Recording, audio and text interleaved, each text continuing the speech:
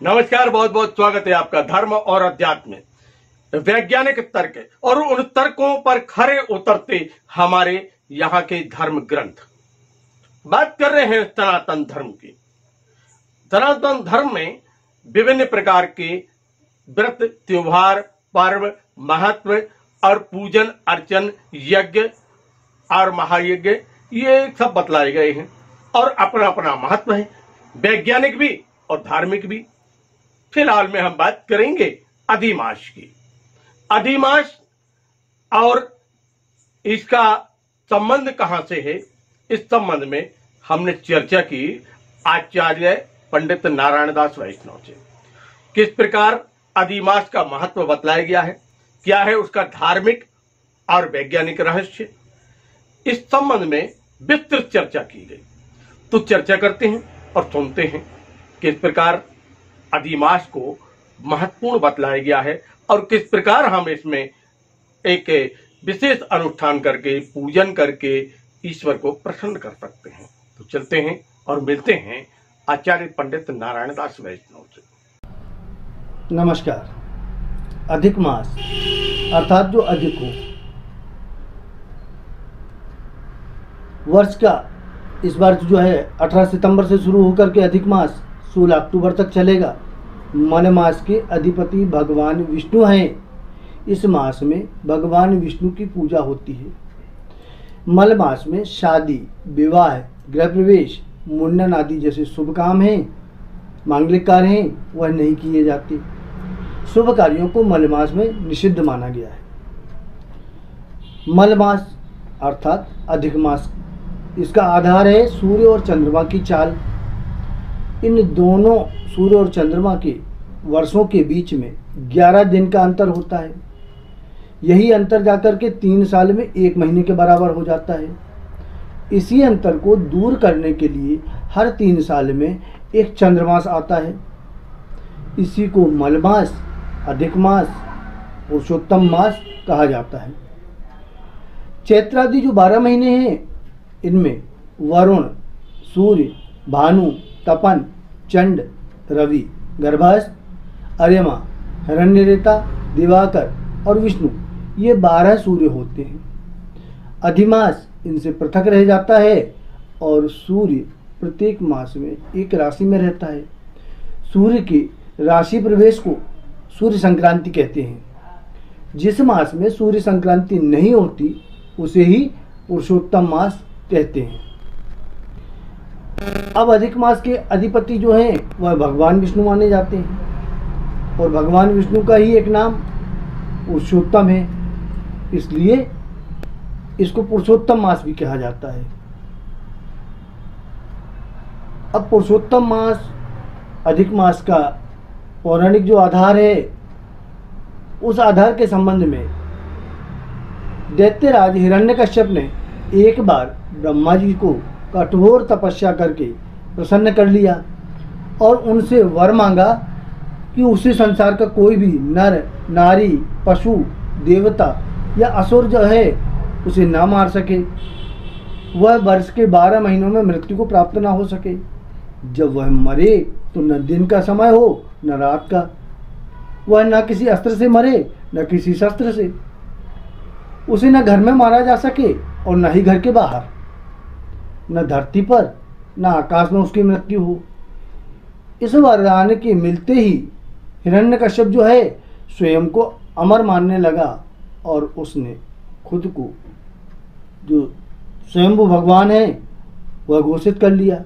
समय आने पर भगवान विष्णु ने अधिक मास में नरसिंह अवतार यानी आधा पुरुष और आधे शेर के रूप में अवतार धारण करके सायंकाल के समय में देहली के ऊपर अपने नाखूनों से हिरण्यकश्यप के सीने को चीर करके उसको मृत्यु प्रदान कर दी। धर्म के अनुसार प्रत्येक जीव पंच महाभूतों से मिलकर के बना है। इन पंच तत्वों में जल, अग्नि, आकाश, वायु और पृथ्वी ये हैं। अपनी प्रकृति के अनुरूप ही ये पांचों तत्व प्रत्येक जीव में उपस्थित रहते हैं अधिक मास में समस्त धार्मिक कृत्यों, चिंतन, मनन, ध्यान, योग आदि के माध्यम से साधक अपने शरीर में समाहित इन पांचों तत्वों को संतुलन स्थापित करने का प्रयास कर सकता है। इस पूरे मास में अपने धार्मिक और आध्यात्मिक प्रयासों से प्रत्येक व्यक्ति अपनी भौतिक और आध्यात्मिक जो उन्नति है और निर्मलता के लिए प्रयासरत हो सकता है। इस प्रकार अधिक मास के दौरान किए गए प्रयासों से व्यक्ति हर 3 साल में स्वयं को बाहर एवं अंदर से स्वच्छ करके एक नई ऊर्जा, एक नई शक्ति को तैयार कर सकता है। मल मास को तप साधना का महीना कहा जाता है। यह महीना हर 3 साल में एक बार आता है, इसलिए इस दौरान होने वाले जो लाभ है वह हम हर वर्ष नहीं प्राप्त कर सकते। अधिक मास में किए गए धार्मिक कार्य, दिए गए दान आदि जो है वह किसी भी अन्य माह में किए गए पूजन, पाठ, दान आदि से 10 गुना अधिक फल प्राप्त करते हैं। उसका लाभ 10 गुना प्राप्त होता है। यह मास मनवांछित फल देने वाला भी माना जाता है। इस मास में भगवान का नाम जपने से वो फल प्राप्त होता है जो देवताओं के लिए भी दुर्लभ माना गया है। इस माह में प्राप्त किए गए पुण्य का जो क्षय है, मतलब उसका नुकसान नहीं होता, अर्थात इस मास में किए हुए पुण्य कर्म हैं, दान हैं, वह उनका फल कभी क्षीण नहीं होता। अब हम बात करते हैं इस महीने के कुछ नियमों तथा सावधानियों की, जिनका कि ध्यान रखा जाना चाहिए। यदि संभव हो तो पलंग पर ना सो करके जमीन पर दरी या गद्दा बिछा करके सोवें। सादा भोजन लें। संभव हो तो एक समय अर्थात केवल सायंकाल ही भोजन ग्रहण करें। सात्विक आहार को लें। तामसिक आहार जो है प्याज, लहसुन, गाजर, मूली, मांस, मदिरा आदि का सेवन ना करें। शारीरिक व मानसिक शुद्धता को बनाए रखें। झूठ ना बोलें। साधु, संत, गुरुजनों और अपने से बड़ों का अपमान ना करें। पौराणिक जो सिद्धांत हैं उन सिद्धांतों के अनुसार इस मास के दौरान यज्ञ, हवन के अलावा जो है श्रीमद् देवी भागवत, श्री भागवत पुराण, श्री विष्णु पुराण, विष्णु सहस्त्रनाम, भविष्योत्तर पुराण आदि का श्रवण, पाठ, मनन विशेष रूप से फलदायी होता है। अधिक मास के अधिष्ठाता भगवान विष्णु हैं, इसलिए इस पूरे मास में विष्णु मंत्रों का जाप विशेष लाभकारी माना जाता है।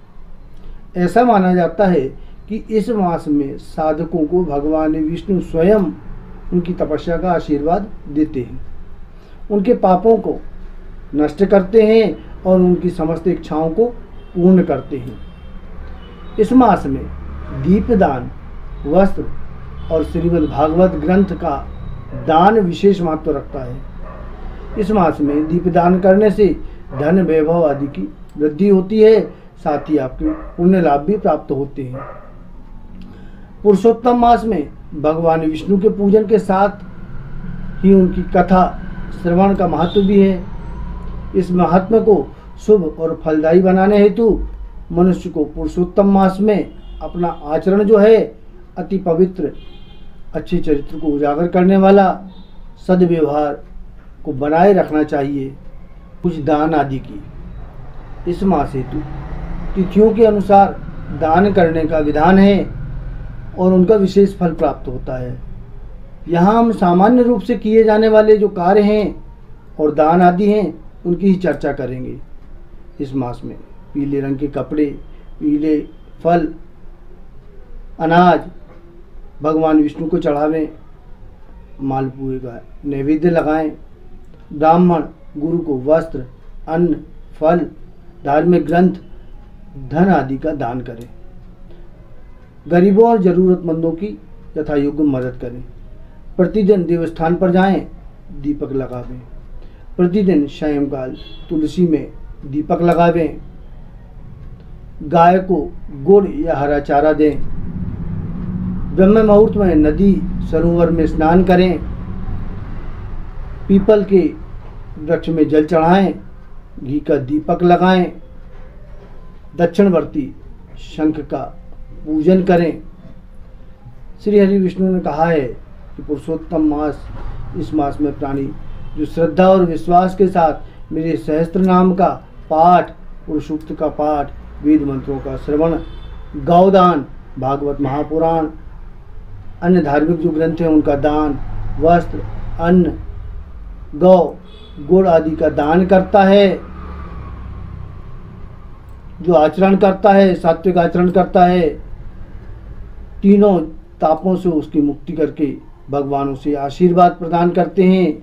अतएव हम सभी को इस पवित्र मास में अधिक से अधिक सात्विक आचरण को अपनाते हुए अपने परम लक्ष्य की प्राप्ति हेतु अग्रसर होवे, हमारे त्रिविध पापों का शमन होवे एवं श्री हरि विष्णु का हमें आशीर्वाद प्राप्त होवे।